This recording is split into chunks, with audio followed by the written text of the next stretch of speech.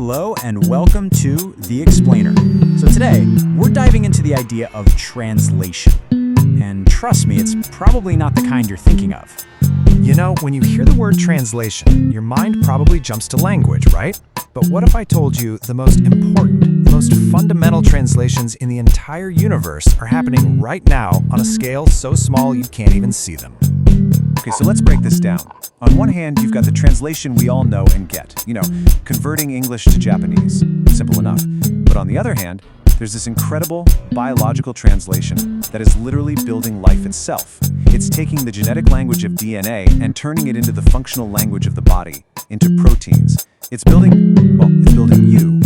So let's zoom way in. Inside every single one of your cells, right now, there's this secret language being spoken. A fundamental process, often called the central dogma of biology, is constantly at work. It's like a microscopic factory, translating the code in your DNA into the proteins that make you, well, you. And the hero of this whole story? It's a tiny molecule called transfer RNA, or tRNA for short. Think of it as the cell's master translator, or maybe its dictionary. Its job is to read the genetic code from a messenger molecule and then deliver the exact right amino acid to build a perfect, functioning protein. It's absolutely crucial. Okay, but here's where it gets really wild. This master translator, this tRNA, sometimes gets a secret update.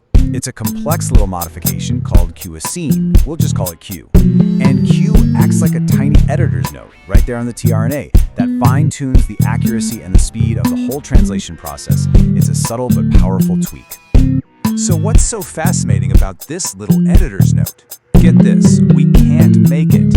Humans and other eukaryotes, we just can't produce it on our own. We have to get its precursor, something called Qine, from our diet. And believe it or not, a primary source is the bacteria living in our gut microbiome. That's right, the little microbes in your gut are helping your cells translate your own DNA. It's a partnership. Okay, so this all leads to a really crucial question. What happens when this molecular editor goes missing? What are the stakes when there's a typo in this translation? Well, in bacteria, the fallout is immediate and pretty dramatic. When E. coli is missing it, for example, it triggers a weird stress response, making it way more sensitive to things like hydrogen peroxide. In cholera bacteria, a lack of Q actually makes them less tolerant to certain antibiotics. It basically causes a reprogramming of the whole proteome by kicking off a cascade of translation errors. It's a big deal. But in us? In human?